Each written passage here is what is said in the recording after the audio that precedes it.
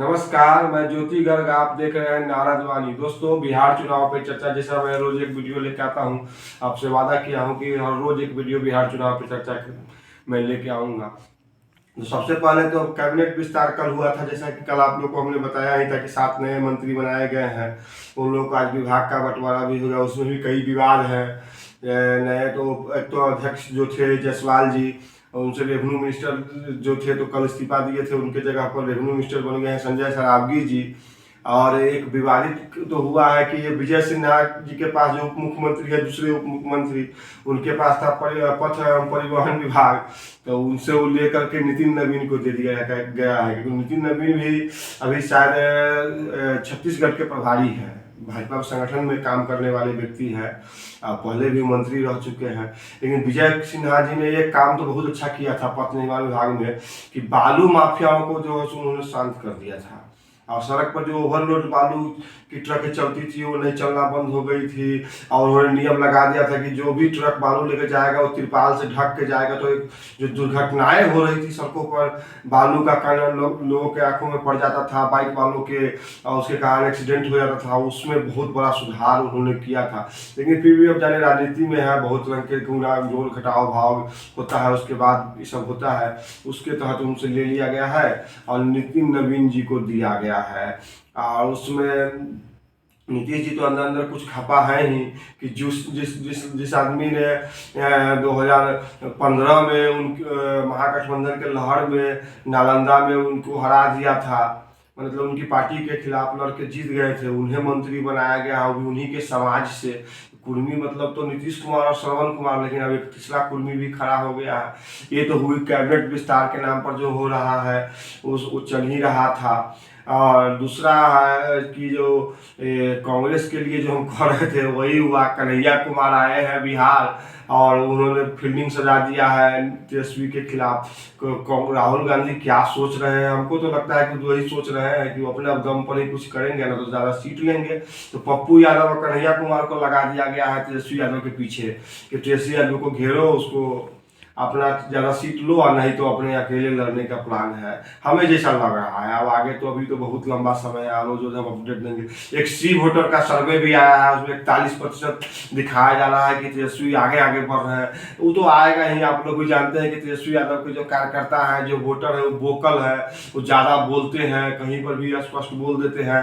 इसलिए वो ज़्यादा जहाँ से पूछा होगा तो वहाँ पर तो चौक चौराहों पर तो उनका कार्यकर्ता ज़्यादा होता है, तो बोला ही होगा, उस प्रकार से आता है। वैसे हम उनके विश्वसनीयता पर सवाल नहीं उठा सकते हैं, बहुत बड़ी संस्था है सी वोटर। लेकिन हमको जो लग रहा है, हम लोग जो गाँव में रहते हैं उसके हिसाब से देख रहे हैं तो इसी बात नहीं है।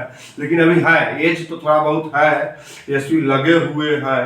लेकिन वही कन्हैया कुमार और पप्पू से बच जाए, और थोड़ा अपने पिताजी से भी बच जाए, और थोड़ा उनका जो वो है चंद्रशेखर जी, वो फिर धर्म पर कुछ बोल दिए हैं, तो उनसे भी बचना पड़ेगा।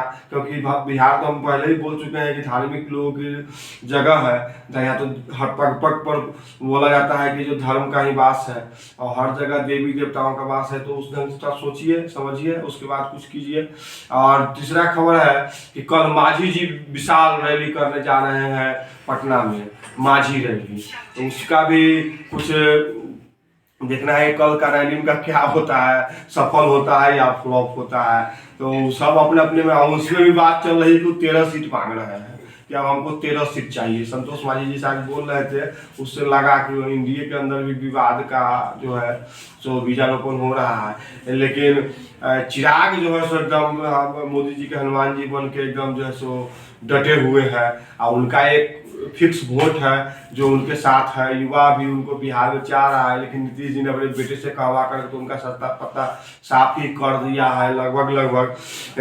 एक चीज़ और है कि इसमें बीजेपी इस बार स्पष्ट है, वो अपने कोर वोट की तरफ जा रही है। अभी 7 जो बने हैं उसमें भी आप देखिएगा तो राजपूत, कुर्मी, कुशवाहा, तेली, उसके बाद आपको केवट, उसके बाद एक है संजय सरावगी जी हो गए मारवाड़ी, यानी कि अपने कोर वोट की तरफ यादवों को एकदम दरकिनार कर दिया है।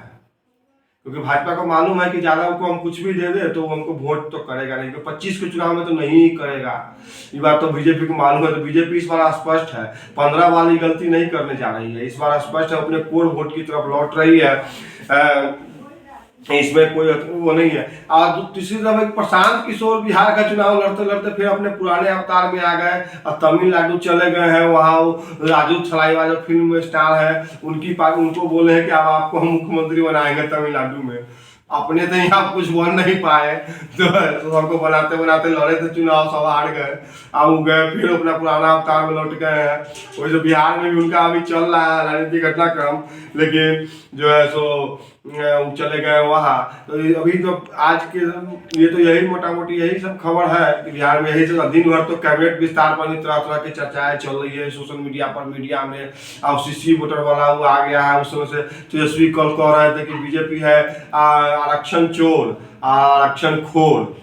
तब तो बताइए कि जैसे क्या होगा बिहार में अभी। लेकिन तेजस्वी को लीड है। और दूसरी तरफ है कि जो संजय सरावगी जी बन गए हैं रेवेन्यू मिनिस्टर, उनको थोड़ा ध्यान देना होगा कि सबसे ज़्यादा भ्रष्टाचार अगर बिहार में कहीं हो रहा है तो सीओ ऑफिस के अंदर ही हो रहा है।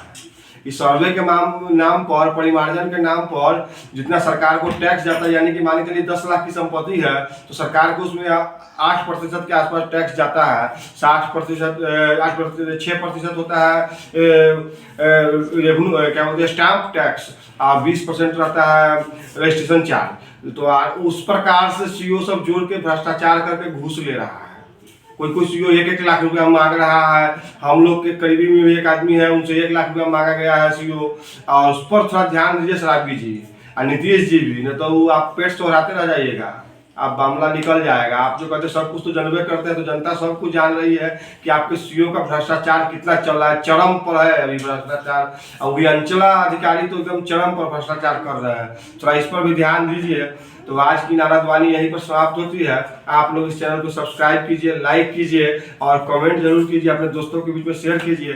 थोड़ा बहुत हमारा हौसला अफजाई होगा तभी ना कि आप सब्सक्राइब करवाइएगा, तभी तो नारदवाणी को हम और अच्छे तरीके से लेके आएंगे। धन्यवाद।